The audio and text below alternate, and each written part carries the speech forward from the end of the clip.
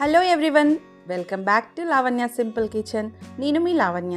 ఈరోజు రెసిపీ వచ్చేసి కాకరకాయ కారం అండి. చేదు ఇష్టపడని వాళ్ళు, కాకరకాయ తినని వాళ్ళు కూడా చాలా ఇష్టపడి తింటారు. ఈ రెసిపీ మీరు ఒకసారి ట్రై చేసి ఇంట్లో వాళ్ళకి పెట్టారంటే కనుక చాలా ఇష్టపడతారు. ఈ రెసిపీ చేసుకోవడం చాలా సింపుల్ అండి. ఇంగ్రీడియంట్స్ కూడా చాలా తక్కువే ఉంటాయి.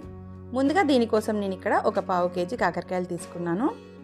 ఇప్పుడు ఈ కాకరకాయలని రౌండ్గా చిన్న చిన్న ముక్కలుగా కట్ చేసుకోవాలి. మరీ సన్నగా కాకుండా కాసింత మందంగా కట్ చేసుకోవాలి. ఇక్కడ వీడియోలో చూపిస్తున్నట్టు ఈ పాటి మందం ఉంటే సరిపోతుంది. మరీ సన్నగా కట్ చేసుకున్నాం అనుకోండి, ఆయిల్లో వేసినప్పుడు అవి మరింత సన్నగా అయిపోతాయి.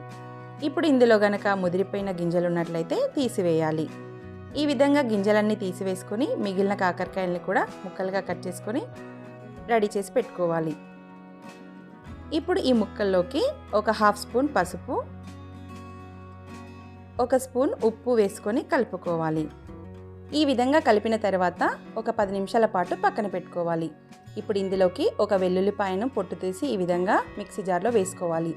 ఇందులో 1 స్పూన్ కారం, 1 స్పూన్ జీలకర్ర, రుచికి సరిపడినంత ఉప్పు, అదేవిధంగా 1 స్పూన్ ధనియాల పొడి వేస్తున్నాను. మీ దగ్గర ధనియాలు ఉన్నట్లయితే ధనియాలైనా వేసేయచ్చు. వీటిని చక్కగా మిక్సీ పట్టుకోవాలి. ఈ విధంగా మిక్సీ పట్టుకొని పక్కన పెట్టుకోవాలి. ఇప్పుడు 10 నిమిషాల తర్వాత మన కాకరకాయ ముక్కల్ని ఈ విధంగా పిండితూ ఇందులో ఉన్న వాటర్ కంటెంట్ మొత్తం తీసివేయాలి.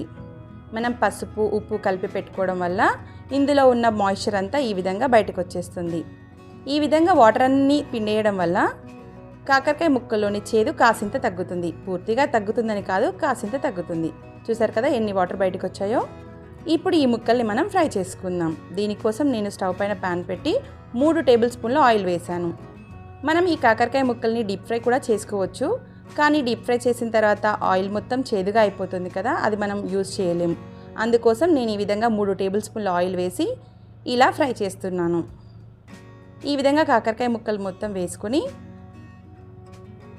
కాల్చుకోవాలి. ఈ కాకరకాయ ముక్కల్ని హై ఫ్లేమ్లో కాకుండా, మీడియం ఫ్లేమ్లో కాకుండా లో ఫ్లేమ్లో ఉంచి మనం ఫ్రై చేసుకోవాలి.